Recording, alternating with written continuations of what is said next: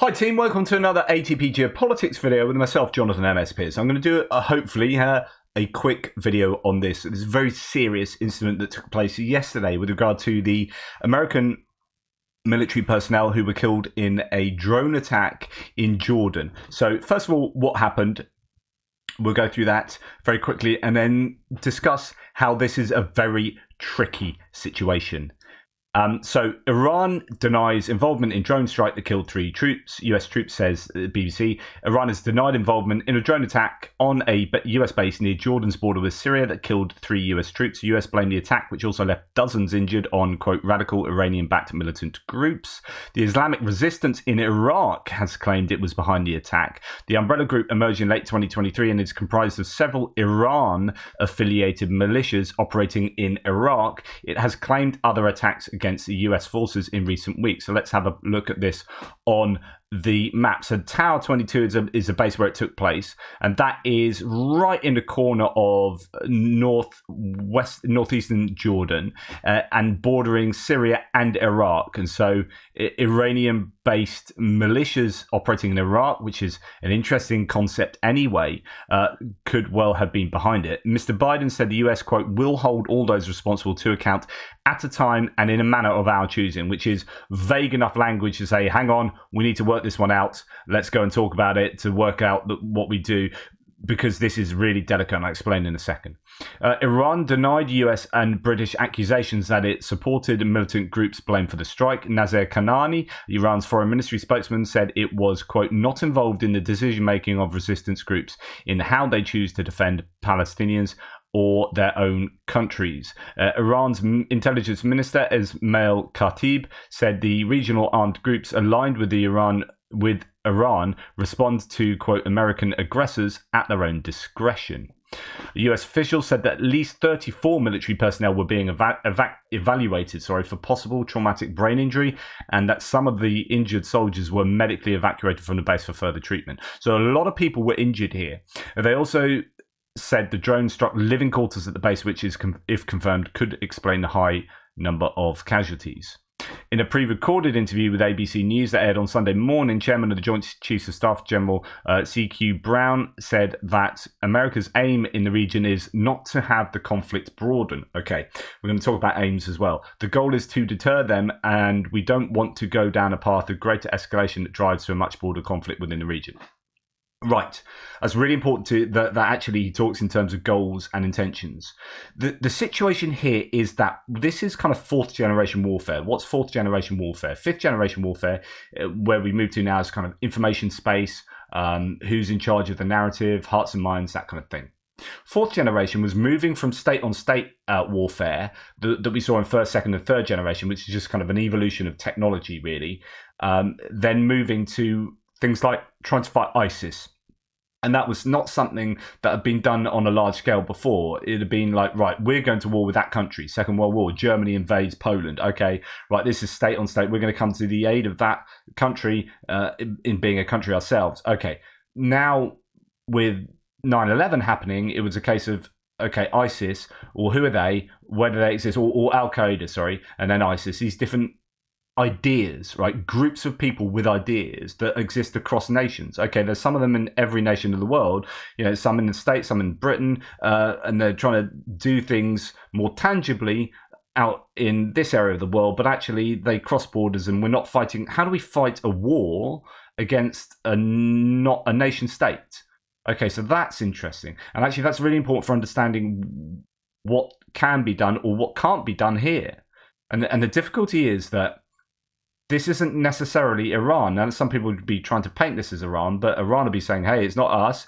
They may align to what we like and what we think, but it wasn't us, and we don't fund them, and we've got nothing to do with them, whether that's true or not. The reality is, okay, that puts America in a very difficult position because, like, A, who are they? B, how do we react to them? Now, you're going to have a lot of people asking or demanding, a lot of American people demanding that the US takes revenge, that it gets some kind of retribution for this, that you need to react really robustly to this. Now, the problem is retribution doesn't really factor in kind of what are your goals. It's kind of an emotional reaction to something that needs to be very, very carefully thought out. Because if your goal is let's have a World War III, then you react with loads of retribution. You just go mental on everyone in that area, and then you attack Iran and you attack whoever else, and it just becomes World War III.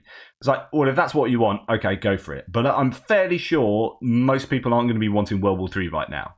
This is really similar to what happened, if you remember, with the drone that was attacked, the MQ-9 Reaper drone that was attacked by Russian pilots who dropped fuel on it. Do you remember I reported on that some time ago? This is from, 10 months ago? So about 10 months ago. There was this video of that drone that was basically taken. This was an expensive American drone that was, and this happened, I think there were two different instances, one where it didn't go down, one where maybe they did lose a drone, where you've got the Russians responsible for that drone going down. Now, that put the Americans in a really difficult position. It's like, right, okay, we've lost some equipment here to the Russians. If we respond by attacking a Russian piece of equipment, then that is World War III. And you might think that, an eye for an eye and a tooth for a tooth, and we need to do that to show how strong we are. And if we don't do that, then we're weak. But you've got a tension. You're like, the desire to look strong and the desire to evade World War III, avoid World War III. Those two come into tension with each other. So it might be that the best course of action is that the US doesn't look as strong as it might in a kind of old school version of strong. And that will, so basically Biden's administration, or the US or the Department of Defense, are in a really difficult situation, almost a no-win situation, where if they go in hard, you're going to have lots of people going, what the hell are you doing that for? You just started World War III. Yep, 3 American soldiers have died. That's terrible. But man, we've just invaded Iran or whatever, right? So you've got that reaction. But if you don't go in hard, then you got lots of people saying, what are we? Are we pathetic? You need to go in hard. So like, what do you do? So that it needs to be hard, but not escalatory. And that's really quite difficult. And when you go back to look at the intentions here of the US, it's going to be not broadening the conflict. So they don't, goodness me, when you've got all this stuff going on already, you don't want the US getting involved in another war. But you'll have a lot of very staunch, maybe nationalistic Americans who are demanding that there is some kind of repercussions for this. That will be that can only broaden the conflict. The goal is to deter them. So basically, you want to strike. It needs to be some kind of strategic striking of these. You basically, if you had the intelligence of where all these people were, you would just annihilate them in some very precision strikes. And luckily, the US are pretty good at precision strikes because they spend their money on precision, as opposed to the Russians trying to spend their money on a hypersonic rather than precision, or sending more artillery shells, 100 artillery shells rather than one that would just precisely hit it. So the US are good at precision. So if they have the intel, precision strikes that take out strategic people here, there, or whatever targets here, there are. I don't know. I don't have the intelligence of what's going on here, right? But what the US will not want to do is to get Iraq involved, Iran involved, Syria more formally involved. It's so difficult. This is a very precarious situation where the US need to be seen to be strong, but not escalating to the point of having a state-on-state war. So they need to keep this. The best route is probably to agree that Iran wasn't behind this. And take out the individual, put all the blame on these kind of dissidents or these kind of people acting on their own. Because if you tie this really formally to Iran, these are Iran-backed groups, then you're going to have to do something to Iran. And that may sound like the fairest thing to do, but sometimes the fairest thing to do is not the cleverest thing to do. In the same way, we'll go back to this Russians trying to take down this MQ-9 Reaper, or succeeding in taking down the MQ-9 Reaper, is like the fairest thing to do is retaliate to that and like take down some Russian bits of equipment. But unfortunately, that might not be the cleverest thing to do.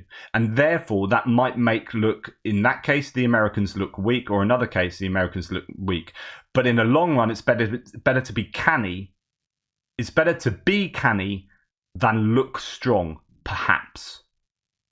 Now, it could be that the canny decision is to be strong as well. So it could be that the most sensible thing to do is react in a really strong and robust way. I'm not saying there isn't. What I'm saying is that, again, as my t-shirt says, I think you'll find it's a bit more complicated than that. Is basically today's mantra. Things are just complicated, and the US is caught in between a rock and a hard place here. And however they react, there will be Americans back at home who will be deeply, deeply disappointed. And however they react, there will be internationalists, people in Iran and people in Syria and Jordan who will be deeply, deeply disappointed. And equally some who will be in agreement. It's just, you can't please all the people all the time. And no matter what the US do now, they will displease at least some people, both at home and abroad.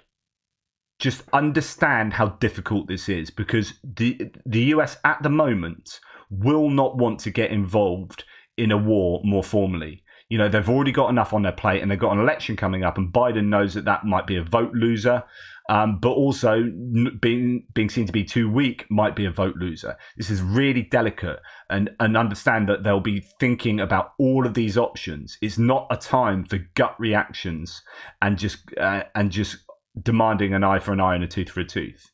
It'll be what is the goal that we want out of this, and how do we best achieve it? That's no answers. It's just, this video is just, it's complicated.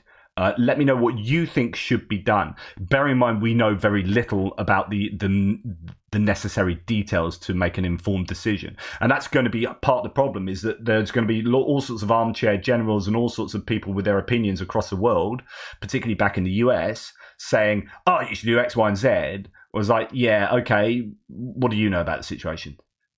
So really important that we recognise that. Anyway, that's enough from me. I'll get back to Ukraine. Not literally, although soon enough.